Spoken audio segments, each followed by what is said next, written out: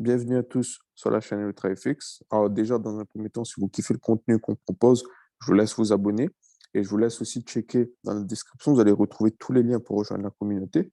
Alors aujourd'hui, on va voir quoi? On va voir tout simplement la suite de la vente qu'on avait vue ici. On va voir comment on aurait pu prendre un renfort de la vente qu'il y avait ici. Alors déjà, dans un premier temps, qu'est-ce qu'on voit? On n'oublie pas, on situe comment? On a vu que le 15 décembre, ici, on avait pris pendant la FOMC des liquidités qui étaient à gauche.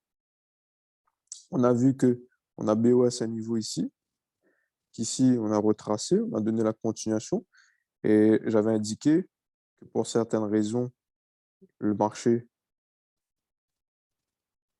ce niveau-là, va sauter, va prendre la liquidité de ce lot qui est ici.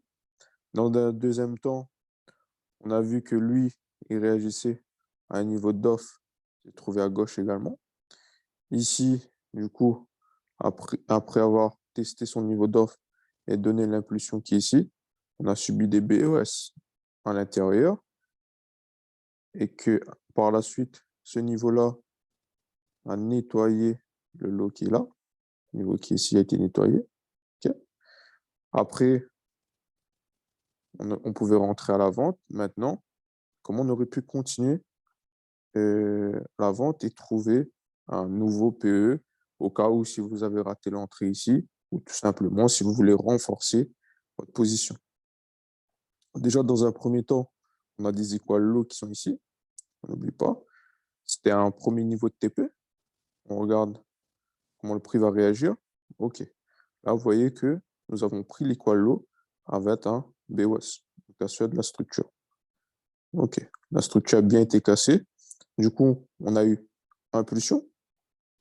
Et logiquement, la suite d'une impulsion doit être un retracement. N'oublie pas, c'est une règle de base dans le trading. Une impulsion va demander un retracement. Maintenant, je vois que ici, on a donné cette impulsion. OK, pas de problème. Maintenant, on va descendre en petite unité de temps pour voir un peu tout ce qui s'est passé à l'intérieur. Alors déjà, on reprend en compte, je le répète, on vient de prendre l'equal low qui était ici. On a donné un BOS, BOS de la structure. Du coup, ce qui vous indique qu'on est toujours baissier. On n'oublie pas qu'on a toujours un niveau de liquidité à venir chercher en dessous. Du coup, pour la première position, on a bien eu le TP1, TP1 qui a bien été touché. Maintenant, qu'est-ce que nous voyons? Nous voyons qu'ici, on a eu impulsion, on a retracé ici, et là, regardez, le marché fait la même chose qu'il avait fait en plus grosse unité de temps, c'est-à-dire que on a eu l'arrêt, ok, on est parti, l'intention de vente, on est revenu, on a pris la liquidité de ce high qui est là. Une fois que la liquidité a été prise, bon, on a poussé, BOS, encore une nouvelle fois de la structure ici, BOS de continuation. OK. Après ce BOS de continuation, également, regardez ce BOS-là, vous donne, enfin, ce mouvement baissier ici vous donne un BOS à l'intérieur ici. OK. Là, on voit qu'on est bien baissier. Maintenant, après ça, c'est un concept que j'apprends à mes élèves. Tout simplement, là, on voit que le prix réagit à quelque chose ici. Hein, il pousse. Et vous voyez, ce mouvement qui a été créé par le marché, c'est tout simplement un mouvement algorithmique du marché. Ici, là. Ça, c'est un mouvement algorithmique. Ce mouvement-là, pour X raisons, c'est un mouvement algorithmique. Je ne peux pas forcément euh, venir en détail dessus puisque c'est ce que je montre en coaching. Et en gros, ici, on sait que les big boys, ils sont rentrés sur le marché à ce moment-là. Ils ont injecté de l'argent ici pour faire chuter le marché. Là, du coup, pour ceux qui connaissent un peu les termes SMC, on voit bien qu'ici, on a un petit déséquilibre du prix. Okay. Petit déséquilibre du prix. Après, il y a bien plus à l'intérieur. On a également un niveau de liquidité qui se trouve ici. OK. Niveau de liquidité. On n'oublie pas, le Big Boss, il est rentré ici. On voit que lui, également, il a nettoyé, du coup, un niveau à ce niveau-là et le niveau qui est là. Maintenant, une fois que ça a été nettoyé, ce qui devait être nettoyé, on a eu l'impulsion, comme je vous l'ai dit, le mouvement algorithmique du marché. Là, on a bien eu, pour le coup, la prise de liquidité ici, avec le BOS. On prend la liquidité avec le BOS. On montre qu'on est bien baissier. Du coup, moi, ce que j'avais fait, et si vous voulez voir, si vous voulez retrouver la capture MT5, il n'y a pas de problème, vous checkez dans le lien, enfin, vous checkez dans la description, il y a le lien Telegram, et toutes mes entrées, ils sont là-dessus. Alors, ici, du coup, je me suis basé sur cette bougie qui est là, avec l'entrée, je l'ai mis là, le PE, il était ici, et le stop loss, je l'ai travaillé sur la mèche du petit doji que vous voyez ici. OK. Et là, on voit qu'on est à peu près 9 pips de stop, ce qui est pas mal sur le gold. L'objectif, aller chercher le niveau qui doit sauter ici. Du coup, là, on a bien eu impulsion, mouvement algorithmique qui est ici, réaction sur un concept ici, OK, cassure, impulsion, n'oublie pas, du coup, on doit avoir retracement. Là, retracement qui se fait, okay. Retracement qui a été fait ici, et maintenant, on augmente en unité de temps. On est bien rentré, on a bien renforcé la position qu'on avait ici, une position ici, et maintenant, une nouvelle position ici. Objectif, aller chercher la liquidité qui est ici. On pousse. Et là, vous allez voir que rien n'est fait au hasard sur le marché, puisque au moment où on vient chercher la liquidité de ce niveau qui est là, du lot qui est ici, on est venu chercher sa liquidité pendant la NFP. Nous, je précise bien, dans la stratégie SMV, Smart Money Vision, je précise bien que les annonces économiques ne vont pas nous faire peur. Les annonces économiques, tout simplement pour nous, ça va être ce qu'on appelle des accélérateurs de setup. C'est-à-dire ça va accélérer notre setup qu'on a déjà en vue. Maintenant, on voit qu'ici, on a pris la liquidité, OK, TPI sur ce niveau-là, on voit qu'on a fait à peu près un 23 de RR, OK, 23 de RR en l'espace de quelques heures. On a pris la liquidité. Maintenant, on regarde ce que le marché a fait. OK, là, on voit que tout simplement, si on parle de structure, on a eu un low high qui était ici, low. Là, on voit qu'on a pris la liquidité du low high qui est là, sauf que c'est à ce moment-là qu'on crée le BOS. Là, on a bien BOS la structure. OK, BOS de la structure, qui est égal du coup à ici par rapport à un concept de consolidation, est égal à ma intention d'achat. C'est mon intention d'achat.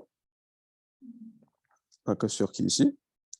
Maintenant, du coup, impulsion, la cassure. On regarde, bougie qui manipule, bougie qui prend l'argent, qui vient tester ce niveau-là, un niveau à l'intérieur, qui est venu, ce niveau-là, on n'oublie pas, qui est venu prendre la liquidité d'à gauche. OK, l'intention d'achat. Du coup, ce niveau-là, et même, on peut raffiner sur le niveau qui est ici. Du coup, j'ai attendu que le prix revienne à ce niveau-là. Là, je vais vous donner très clairement ce que j'avais fait dans un premier temps.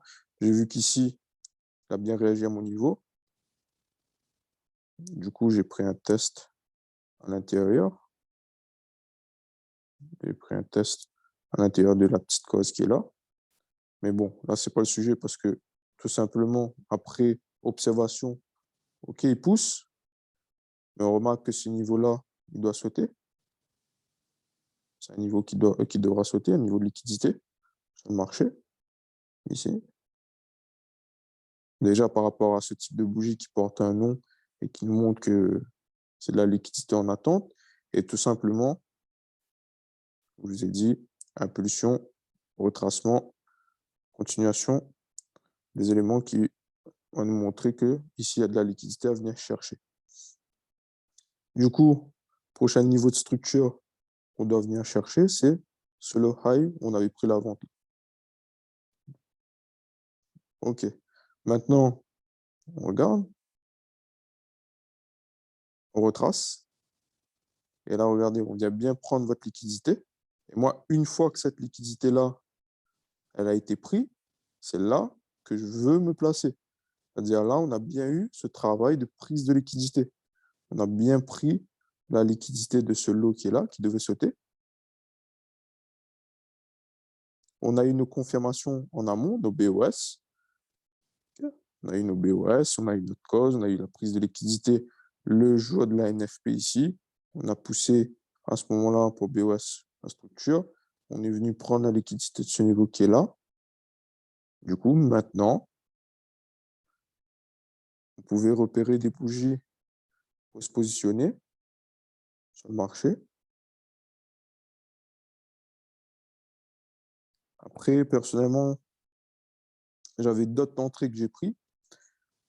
Ces entrées-là, je vais les réserver pour les personnes que je coach et voir un peu plus en détail comment on aurait pu reprendre des entrées et comment on aurait pu continuer à acheter le marché par la suite. Du coup, on travaille l'entrée, on affine le stop, on raffine le stop. Et maintenant, l'objectif, c'est d'aller chercher, dans un premier temps, le niveau qui est ici, l'attaque qui est ici.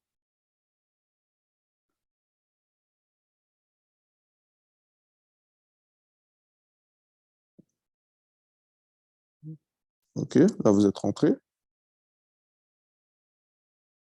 Vous êtes rentré sur le marché.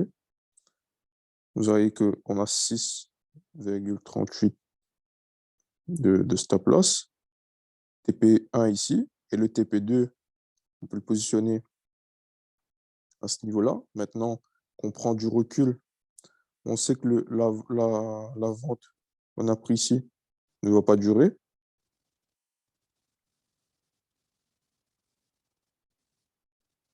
Et qu'on peut aller chercher ce niveau-là.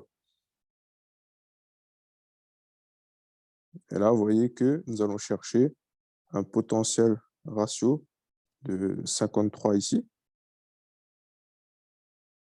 Du coup, là, on voit que par la suite, le prix pousse. TP1 qui a été bien play.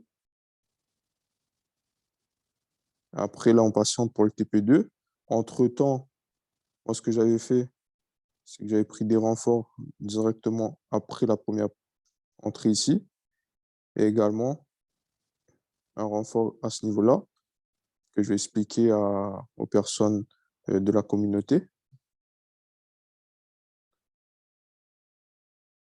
Et là, du coup, TP2. Et après, j'ai pris, du coup, en hedging, les ventes qui vont venir. Vous voyez que là, on rentre en achat. Mais ce n'est pas pour autant que par la suite, on ne pourra pas rentrer en vente selon d'autres confirmations. Là, du coup, vous voyez que de ce niveau-là, de ce high qui est là, à ce niveau qui est là, à peu près 7 jours de trading, vous avez fait 157 de RR environ. Bien sûr, sans compter les clôtures partielles. Sur le papier, vous avez fait 157 de RR, après un peu moins avec les clôtures partielles, mais qui est toujours convenable. Du coup, j'espère que cette vidéo vous a plu. Sur l'Instagram UltraFX, vous allez retrouver tout simplement la liste des confirmations qu'on a attendues ici pour rentrer en position. Et du coup, je vous souhaite une bonne semaine de trading et on se dit à dimanche prochain pour la prochaine vidéo.